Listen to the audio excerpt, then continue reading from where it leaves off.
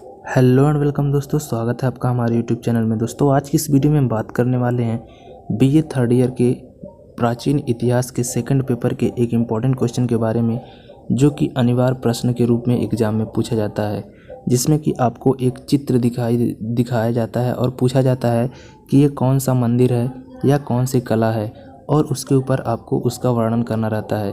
तो यहाँ पे जो है कार्ले का चैत्यगृह जो है उसका हम लोग देखने वाले हैं वर्णन, जिसको अगर आप एग्ज़ाम में बैठते हैं तो आपके सामने कुछ इस तरह का इमेज आएगा। ये तो अभी रंगीन फॉर्मेट में है, लेकिन वो आपका सादा फॉर्मेट में आएगा। एग्ज़ाम में आपको कुछ इस प्रकार का इमेज दे दिया जाएगा और बोला जाएगा लिखने के लिए कि इसके ऊपर लिखिए। तो यहाँ पे कार्ले का चैत्यगृह जो है इसके ऊपर हम लोग आज चर्चा करने वाले हैं। तो ये इमेज आप ध्यान से देख लीजिए। इस तरह के इमेज अगर आपके एग्ज़ाम में पूछा जाता है तो आपको उसका उत्तर इस वीडियो में देख के पता चल जाएगा। तो चलिए इस वीडियो का उत्तर देखते हैं। तो इसमें जो इस चित्र का उत्तर है कि ये है कार्ले की गुफा। तो कार्ले की गुफा का हम लोग वर्णन करते हैं। तो यहाँ पे उत्तर में देखते हैं कार्ले की गुफा, जिन्हें कार्ली की गुफाएँ या कार्ला की गुफाएँ भी कहा जाता है, भारत के महाराष्ट्र राज्य के पुणे जिले में कार्ली में चट्टानें काट कर बनाया गया एक प्राचीन बौद्ध गुफाओं का परिसर है। दोस्तों ये जो है एक पुराना जो है बुद्ध भगवान की गुफाओं का परिसर है, यानी कि यहाँ पे बुद्ध भगवान की जो पूजा होती होगी, यहाँ पे उनके भिक्षु रहते होंगे। ये जो है क्या काली चट्टानों को काट कर बनाया गया है, और ये महाराष्ट्र के पुणे जिले में स्थित है। इसको हम लोग पूना या पुणे के नाम से भी जानते हैं। तो ये वहाँ पे स्थित है। यह लोनावाला से 10.9 किलोमीटर की दूरी पर है, और इसका निर्माण प्रथम शताब्दी ईसा पूर्व से 5वीं शताब्दी ईस्वी तक कराया गया था। सबसे पुरानी गुफा का निर्माण वर्ष 160 ईसा पूर्व अनुमानित करा गया है। यह अरब सागर से दक्कन के पठार जाने वाले प्राचीन व्यापारिक मार्ग पर स्थित है। दोस्तों इसका हम लोगों ने निर्माण वर्ष देख लिया, और ये जो है अरब सागर से दक्कन के पठार जाने वाले एक प्राचीन व्यापारिक मार्ग पर स्थित है। यहाँ 3 सामान्य विहार के साथ एक भव्य चैत्यगृह है। सभी चैत्यगृहों में यह चैत्यगृह सर्वाधिक श्रेष्ठ है। इसमें वस्तु और शिल्प का समन्वय दिखाई देता है। दोस्तों ये क्वेश्चन जो है आपको सीधे जो है समझ में नहीं आएगा, आप समझ के इसको नहीं लिख सकते हैं। आपको ये क्वेश्चन जो है याद करना पड़ेगा, क्योंकि इसमें बहुत ज़्यादा फैक्ट हैं, जैसे कि यह कहाँ पे स्थित है, इसको कब बनाया गया था, ये किस प्राचीन मार्ग पर स्थित है, इसमें क्या क्या चीज़ें हैं। तो ये सारी चीज़ें आपको याद करनी पड़ेगी, एकदम डेफिनेटली याद करनी पड़ेगी, क्योंकि आप इसको समझ कर नहीं लिख सकते हैं, क्योंकि यहाँ पे जो फैक्ट हैं उनको ध्यान में रखना ज़रूरी है। तो चलिए देखते हैं क्या क्या फैक्ट्स यहाँ पे आ रहे हैं सामने। यहाँ 3 सामान्य विहार के साथ एक भव्य चैत्यगृह है। सभी चैत्यगृहों में यह चैत्यगृह सर्वाधिक श्रेष्ठ है। इसमें वस्तु और शिल्प का समन्वय दिखाई देता है। यहाँ के वास्तुकार का कला पर भी पूर्ण अधिकार था। उत्कीर्ण लेख के अनुसार यह उस युग में जम्बू द्वीप का सर्वप्रथम चैत्यगृह समझा जाता था। यानी कि जम्बू द्वीप का जो सर्वप्रथम जो चैत्यगृह था वो यही था, यानी कि कार्ली की गुफाएं थी। अब यहाँ पे आगे दिया गया है कि जम्बू द्वीपाही उत्तमम, ये जो है शायद संस्कृत का शब्द है या फिर बौद्ध धर्म का शब्द होगा, क्योंकि यहाँ पे जो है ये हिंदी से रिलेटेड लग रहा है, लेकिन ये हिंदी नहीं है। इसको जो है जम्बू द्वीपाही उत्तमम यानी कि संस्कृत में थोड़ा बोला गया है। आगे चलिए देखते हैं कि आधुनिक सौंदर्य शास्त्र की दृष्टि से भी इस चैत्यगृह के सामने की दोनों स्तंभ कीर्ति स्तंभ है।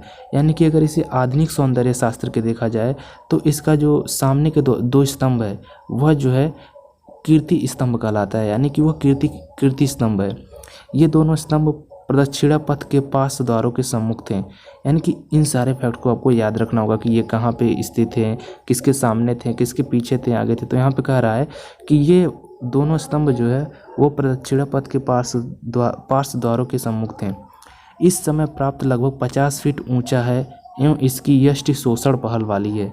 यानी कि ये जो स्तंभ है वो 50 फीट ऊंचा है और इसकी यष्टि जो है वो शोषण पहल वाली है। इसकी रचना अशोक स्तंभों जैसी ही है। दोनों शताब्दियों का अंतराल कला के हीन स्तर को प्रकट करता है। यानी कि यहाँ पे ये कहा जा रहा है कि इसकी रचना जो है अशोक के स्तंभों जैसी है। तो यहाँ पे जो है इन दोनों शताब्दियों में ये अलग अलग शताब्दियों में बना था, लेकिन फिर भी एक ही तरह का स्तंभ बनने के कारण यहाँ पे कहा जा रहा है कि कला के हीन स्तर को प्रकट कर रहा है। यानी कि वही कॉपी करके बना दिया गया, जबकि इसको जो है अलग तरीके से बनाया जाना चाहिए था। द्वितीय खंड का मुख मंडप 2 अठपहल दृढ़ स्तंभों पर टिका है। ये भी फैक्ट आपको याद रखना पड़ेगा कि द्वितीय खंड जो है उसका मुख मंडप जो है वो 2 अठपहल दृढ़ स्तंभों पर टिका है। ऊपरी तल 4 स्तंभों और 2 पार्श्व स्तंभों पर टिका है। यानी कि ऊपर का जो तल है वो जो है 4 स्तंभों पर और 2 पार्श्व स्तंभों पर टिका है। इस प्रकार भीतरी मंडप में प्रवेश के पूर्व ही यह क्षेत्र 52 फुट लंबे एवं 17 फीट ऊंचे एक मंडप के रूप में दिखाई देता है। मुख्य मंडप की पिछली भित्ति में मिथुनों की महाकाव्य मूर्तियां हैं। यानी कि मुख्य मंडल की जो पिछली भित्ति है वहाँ पे जो है मिथुनों की महाकाव्य मूर्तियां हैं। मुख्य मंडल के पार्श्व भागों में सम्मुख दर्शन हेतु बनी और बाहर की ओर निकली हुई 2 गजराज मूर्तियां हैं। ये भी काफ़ी इंपॉर्टेंट चीज़ होती है कि उसमें जो है 2 गजराज की मूर्तियां हैं जो कि मुख्य मंडप के पार्श्व भाग में सम्मुख दर्शन हेतु बनी हैं। मुख्य मंडप के ऊपरी तल्ले में पीछे की ओर उत्कीर्ण विशाल कीर्तिमुख है जो प्रकाश एवं वायु के लिए निर्मित था। कीर्तिमुख की कल्पना उपयोगिता और सौंदर्य दोनों की दृष्टि से भारतीय कला में अपना अपना विशिष्ट स्थान रखती है। मंडप के भीतरी वास्तुशिल्प का प्रभावशाली रूप है। दोनों ओर अत्यंत सुंदर स्तंभों की माला है जो कला की दृष्टि से अति श्रेष्ठ है। यहाँ पे दोस्तों अगर मैं आपको इमेज पे फिर से ले जाता हूँ तो यहाँ पे देख लीजिए कि दोनों तरफ जो है स्तंभों की माला, यानी कि यहाँ पे एकदम स्तंभ बने हैं, इधर भी एकदम स्तंभ बने। तो वही यहाँ पे कह रहा है कि दोनों ओर अत्यंत सुंदर स्तंभों की माला है जो कला की दृष्टि से अति श्रेष्ठ है। भीतरी मंडप 124 फुट लंबा तथा 10 फुट चौड़े प्रदक्षिणा पथ को लेकर 45/1/2 फीट चौड़ा है। पीछे छोर के अर्धवृत्त भाग में प्रतिष्ठित स्तूप अलंकृत है। भूमिगत से मध्य में छत की ऊंचाई 45 फुट है। तो ये ओवरऑल जो था इसका लंबाई चौड़ाई बताया गया है यहाँ पे कि भीतरी मंडप जो है 124 फुट का है और 10 फुट चौड़े प्रदर्शिका पथ को लेकर 45/1/2 फीट चौड़ा है। पीछे छोर के अर्धवृत्त भाग में प्रतिष्ठित स्तूप अलंकृत है। भूमिगत से मध्य में छत की ऊंचाई 45 फुट है। दोस्तों यहाँ पे हम लोगों ने देखा कि कार्ले का चैत्य गृह जो है वो किस प्रकार से इमेज को देखकर हम इसका वर्णन कर सकते हैं। यहाँ पे आपको बहुत सारी चीज़ें याद करनी होंगी, दिमाग में रखना होगा कि ये कहाँ पे स्थित है और ये कब बनाया गया और इसमें जो है क्या क्या स्तंभ हैं, कौन कौन सी विशेषताएं हैं, जिसमें कि कितना फीट कौन सा ऊंचा है, कौन सा कितना लंबा है, कितने स्तंभ बनाए गए हैं, कितने द्वार हैं, किसके सामने कौन सी चीज़ है। ये सब आप जब 2-3 बार पढ़ेंगे तभी आपको अच्छी तरह से याद हो पाएंगी। तो आप इसे 2-3 बार या तो वीडियो देख लें या फिर इसे रोक के पढ़ते रहें ताकि आपको अच्छी तरह से याद हो जाए और आप एग्ज़ाम में अच्छी तरह से लिख पाएँ। तो उम्मीद करते हैं आपको जो ये वीडियो है वो है जो वो पसंद आया होगा और आपको समझ में आ गया होगा कि कार्ले का चैत्य गृह अगर आपके एग्ज़ाम में आता है तो आप उस पर किस प्रकार से वर्णन करेंगे।